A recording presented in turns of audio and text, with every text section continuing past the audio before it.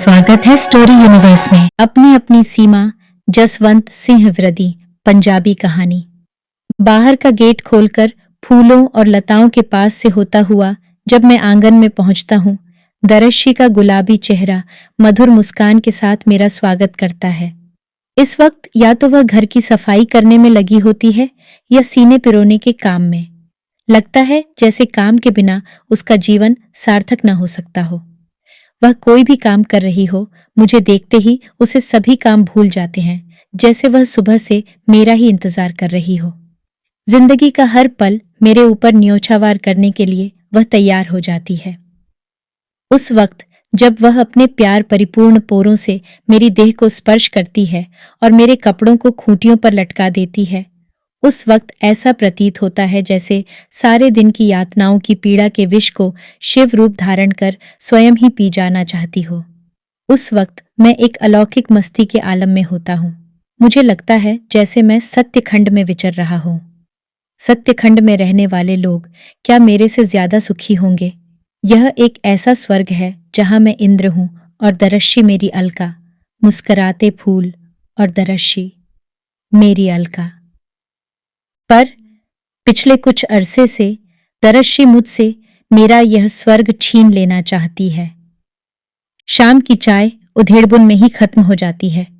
इससे पहले कि मैं उसको सारे दिन के अपने रोजनामचे में से कोई दिलचस्प बात सुनाऊं, वह पहले ही अपनी बात सुनाने के लिए तैयार होती है। बहुत सी इधर उधर की बातों की भूमिका के बाद वह कहती है, वह है ना आपके दोस्त सब्भरवाल की पत्नी कीर्ति। हाँ, क्या हुआ कीर्ति को? उसको भी स्कूल में सर्विस मिल गई है। अच्छा, बहुत बुरा हुआ। मैं जैसे खींचता हुआ कहता हूं। बुरा क्यों हुआ? वह भी तल्ख हो जाती है, पर मैं तल्खी के वातावरण को सहज बनाने के लिए कहता हूं, बस तुम बुरा ही समझो।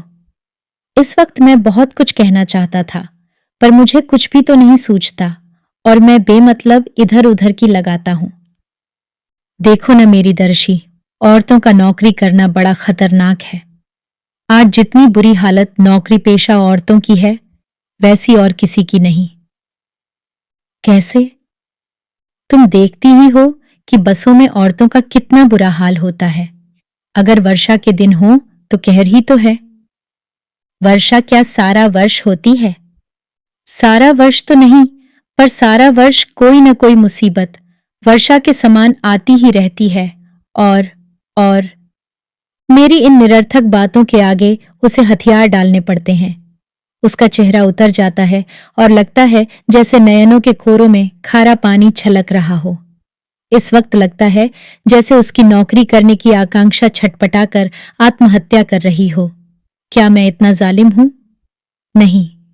और मैं उसकी तसल्ली के लिए कहता हूं, मेरी प्यारी, मैं भले ही औरतों की नौकरी के पक्ष में नहीं हूं, पर मैं लगातार कोशिश करता हूं कि तुम्हें नौकरी मिल जाए।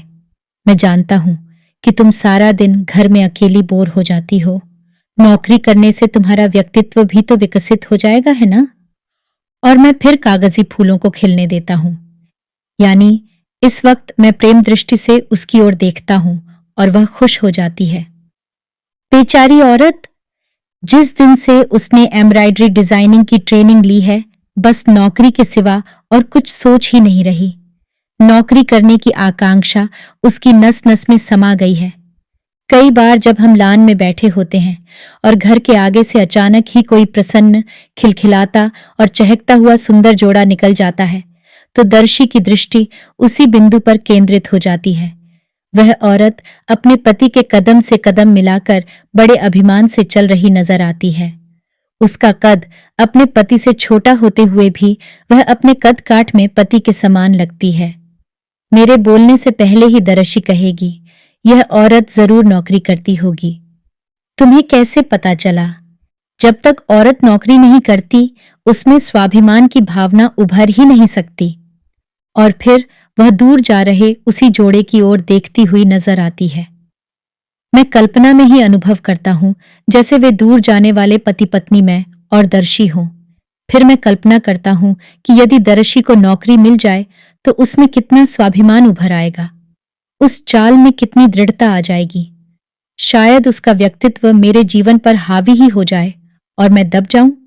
इस बिंदु पर आकर मेरी विचार श्रृंखला चटक जाती है और मुझे महसूस होता है कि दरशी के साथ चलता हुआ मैं जैसे निरीह सा लग रहा हूं। मैं सूखे पत्ते के समान कांप जाता हूं, जैसे मैंने कोई भयानक सपना देख लिया हो। क्या यह सपना सच हो जाएगा? इस वक्त भी दरशी दूर जाते हुए उसी सुंदर जोड़े की परछाई को देखती जा रही है। उसकी गर्दन झुकी हुई, आंखें नम और चेहरे पर कांपती लौ जैसा आत्मविश्वास। अभाव की साकार प्रतिमा दर्शी, मासूम और निर्बल। इस मूड में वह मुझे बड़ी भली लगी। यह दृश्य मेरे लिए कितना शांतिदायक था और मैं खुश हुए बिना न रह सका। मैं मुस्कुरा पड़ा और हल्की सी हंसी मेरे होठों में कांप गई। मेरी यह रहस्यमयी अवस्था देखकर दरशी की समाधि टूट गई और वह छटपटाकर बोली, आपको क्या हुआ है? उसकी आवाज कांप रही थी। मैंने खुश होकर झूठ मूठ कह दिया, मैं सोचता हूं अगर तुम्हें भी नौकरी मिल जाए तो हमारी जिंदगी भी उसी सुंदर जोड़े के समान हो जाए और तुम भी। आगे मैं कुछ न कह सका। झूठ बोलना जैसे मेरे लिए मुश्किल हो गया हो मार्गविस। पर दर्शी के तो खुशी में आंसू निकल आए और अत्यंत प्रसन्न होकर वह मेरे लिए काफी बनाने के लिए रसोई में चली गई। कई बार अखबार पढ़ते हुए अचानक ही मेरी नजर एक घटिया सी खबर पर जाकर रुक जाती और मैं कितनी ही देर तक उसे पढ़ता रहता। यह खबर एक ऐसी औरत के संबंध में होती जो नौकरी करते हुए अपने दफ्तर में ही किसी असिस्टेंट से प्रेम बंधन में बंधकर किसी और शहर चली जाती है। जब यह खबर चटखारे लेकर मैं दरशी को सुनाता हूं तो उसका रंग पीला पड़ जाता है, हाथ कांप कांप जाते हैं और वह स्वयं जल्दी से अखबार की पंक्तियों पर नजर दौड़ाती है। जैसे जैसे उसके चेहरे का रंग उड़ता है, मैं जैसे मस्त होता जाता है और लगता है जैसे दर्शी बेचैनी की सूली पर लटक रही हो। उसको और भी तंग करने के लिए मैं बड़े कंटीले व्यंग्य से कहता हूं, माना कि विज्ञान ने बड़ी तरक्की की है, आज इंसान चांद पर भी पहुंच चुका है, औरतों को बराबरी के हक भी मिल गए हैं, पर क्या लाभ जब तक औरतों की जिंदगी में आचरण की पवित्रता और दृढ़ता नहीं आती, सारी इंसानी तरक्की बेकार है। इस बात पर दरशी ठंडे मन से पलंग पर जा लेटती है और कई दिन तक उसके चेहरे पर पतझड़ पसरा रहता है। बगीचे में खिले हुए फूल बेकार लगते हैं और वर्षा की बूंदों से हमारी जिंदगी में कोई रोमांस नहीं आता। पिछले दिनों में तो मैं दर्शी की जिंदगी को दब घुट कर रखने के लिए एक बहुत ही घटिया किस्म की हरकत कर बैठा हूं और मेरी आत्मा एक जख्मी परिंदे के समान सहमी हुई छटपटाती रहती है। और एक दिन अचानक ही दर्शी हाथ में अखबार पकड़े मेरे सामने आ खड़ी होती है।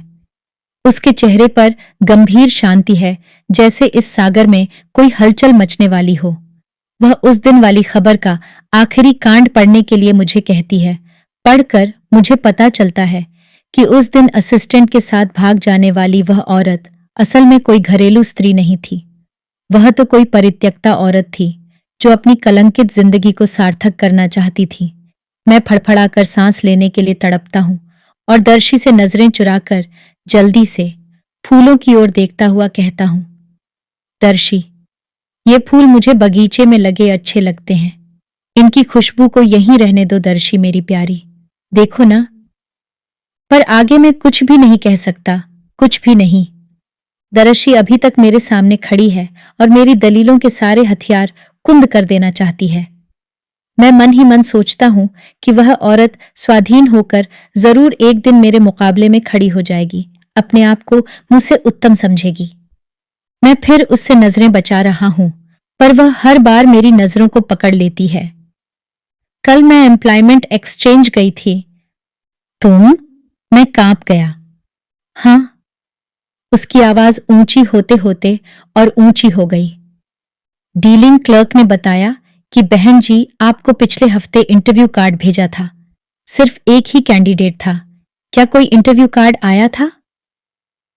हाँ, आया था, पर मैंने फाड़ दिया। असल में मैं और मैंने उसको सब कुछ सच सच बता दिया कि मैं क्यों उसको नौकरी नहीं करने देना चाहता। 200 की नौकरी करके मैं इस घर का और भी सुंदर बना सकती हूं। पर पर अब क्या हो सकता है?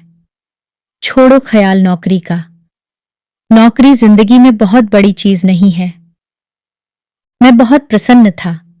अपने षड्यंत्र में मैं सफल हो गया था। पर मेरी बात अनसुनी करके वह उसी दृढ़ता से कहती गई, कार्ड फाड़ने के वक्त आपने इंटरव्यू की तारीख नहीं देखी शायद।